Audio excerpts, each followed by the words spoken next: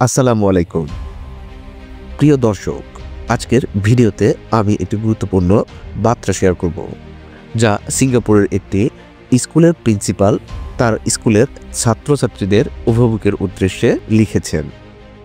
এই চিঠিটি সকল অভিভাবক ও শিক্ষার্থীদের জন্য একটি অনুপ্রেরণামূলক বার্তা বহন করে। আসুন চিঠির বাংলা অনুবাদে নজর দেই। প্রিয় অভিভাবক, কয়েকদিনের মধ্যেই আপনার সন্তানের পরীক্ষা শুরু হবে। আমি জানি আপনারা খুব আশা করছেন যে আপনার ছেলেমেয়েরা পরীক্ষায় খুব ভালো রেজাল্ট করবে।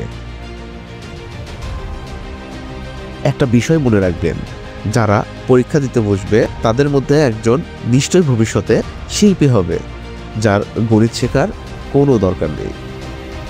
একজন নিশ্চয়ই ভবিষ্যতে উদ্যোক্তা হবে, যার ইতিহাস কিংবা সাহিত্যে পাণ্ডিত্যের প্রয়োজন নেই।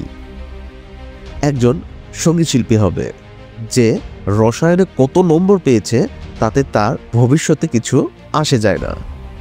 একজন খেলোয়াড় হবে, তার শারীরিক দক্ষতা পদার্থবিজ্ঞান থেকে বেশি জরুরি। যদি আপনার ছেলে বা মেয়ে পরীক্ষায় খুব ভালো নাম্বার পায়, সেটা হবে খুবই চমৎকার। কিন্তু যদি না পায়, তাহলে প্লিজ তাদের নিজেদের উপর বিশ্বাস কিংবা সম্মানটুকু কেড়ে নেবেন না। তাদেরকে বুঝিয়ে বলবেন যে পরীক্ষার নম্বর নিয়ে যেন তারা মাথা না ঘামায়। এটা তো একটা পরীক্ষা ছাড়া আর কিছুই নয়। তাদেরকে জীবনে আরও অনেক বড় কিছু করার জন্য প্রস্তুত করা হচ্ছে। আপনি আপনার সন্তানকে আজই বলুন যে সে পরীক্ষায় যত নম্বরই পাক, আপনি সবসময় তাকে ভালোবাসেন এবং কখনোই পরীক্ষায় নম্বর দিয়ে তাকে বিচার করবেন না। দয়া করে এই কাজটি করুন। যখন এটা করবেন, দেখবেন যে আপনার সন্তান একদিন পৃথিবীটাকে জয় করবে। একটি পরীক্ষা কিংবা একটি পরীক্ষায় কম নাম্বার কখনোই তাদের স্বপ্ন কিংবা মেধা কেড়ে নিতে পারবে না। দয়া করে আরেকটা কথা মনে রাখবেন, এই পৃথিবীতে কেবল ডাক্তার, ইঞ্জিনিয়ার, অফিসার, প্রফেসর বা আইনজীবীরাই একমাত্র সুখী মানুষ নন।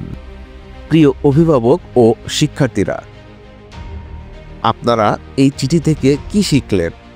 আপনার সন্তানের প্রতি আপনার ভালোবাসা ও সমর্থনই তার জীবনের সবচেয়ে বড় প্রেরণা। তাই আসুন নম্বরের চেয়ে মানবিক গুণ এবং প্রতিভাকে গুরুত্ব দেই। ভিডিওটি ভালো লাগলে লাইক দিন, শেয়ার করুন এবং চ্যানেলটি সাবস্ক্রাইব করতে ভুলবেন না। দেখা হবে পরের ভিডিওতে। ধন্যবাদ।